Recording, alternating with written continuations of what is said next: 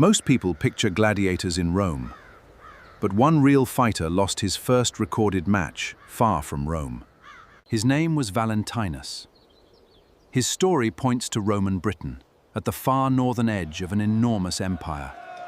Rome did not keep its spectacles inside Italy. Its arenas appeared across provinces, from North Africa to Britain.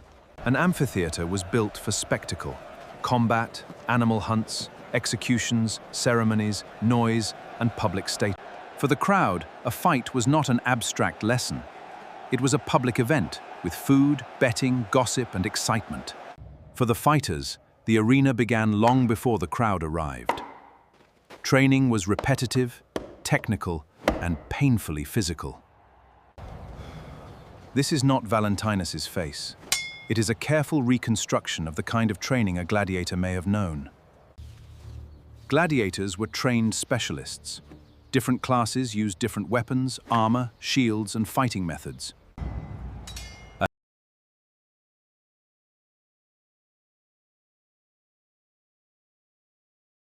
Another fighter, called a retiarius, could use a trident and net. He depended on speed, range, and timing. These were not random brawls. A combat pairing was designed around contrasting weapons, strengths, weaknesses, and drama. A mistake with a she expose a leg. A late step could turn a skilled fighter into an easy target. Their lives included drills, recovery, food, injuries, travel, and uncertainty. The arena was only the most visible.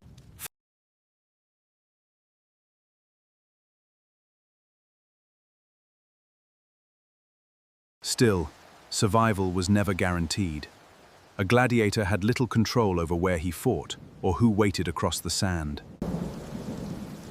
Then came the day of the games.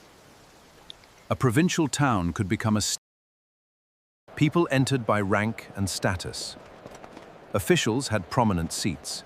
Everyone else searched for a view of the arena. For local leaders, sponsoring games could display wealth, loyalty to Rome, and control over a restless public. Behind the walls, the fighters heard the crowd before they saw it. This was the moment training became reality. Armor was not decoration. It protected the body, limited movement, and announced what kind of fighter the audience was about. Archaeologists have found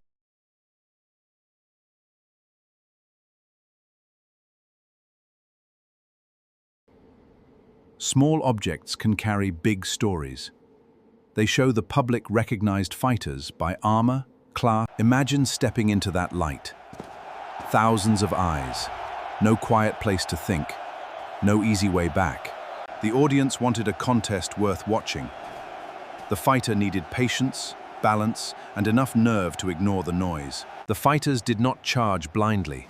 They tested distance. They watched feet, shoulders, breath, and the smallest opening. A fight could be quick. It could also be a slow contest of exhaustion. Each class of gladiator had advantages. Heavy armor protected one fighter, but it could also make him slower. The crowd saw entertainment. The fighters felt the weight of every decision, every slip, and every breath. Officials could oversee the match. Rules, intervention, and surrender all mattered more than modern movies usually suggest. A loss could be humiliating, but defeat did not automatically mean death. A gladiator could fight again. That is why the record of Valentinus matters.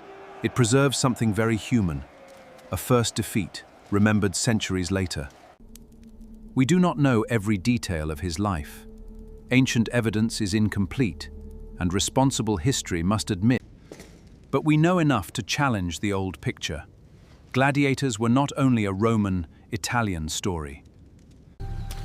Rome carried its language, roads, laws, markets, armies, and spectacles into lands with their own older culture. Roman Britain was not simply Rome copied onto an island. It was a changing world of local people and imperial power. After the games, ordinary life continued.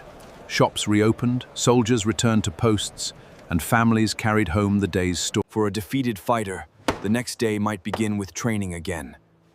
The arena demanded resilience, not just courage, Fighters also traveled.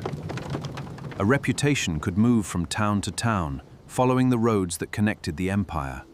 The objects that survive are fragments, yet they let us reconstruct an ancient world that once felt immediate and loud. A helmet can reveal protection. A figurine can reveal popularity. A short record can reveal the fate of one named fighter.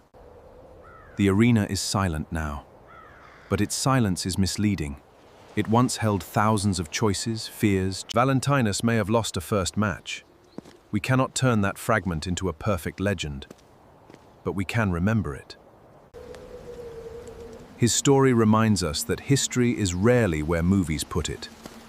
Sometimes it survives at the unlost fight, one ancient name, and a question worth asking: what other lives are still? Follow for more true stories from the ancient world, where the evidence is real and the past is stranger than fiction.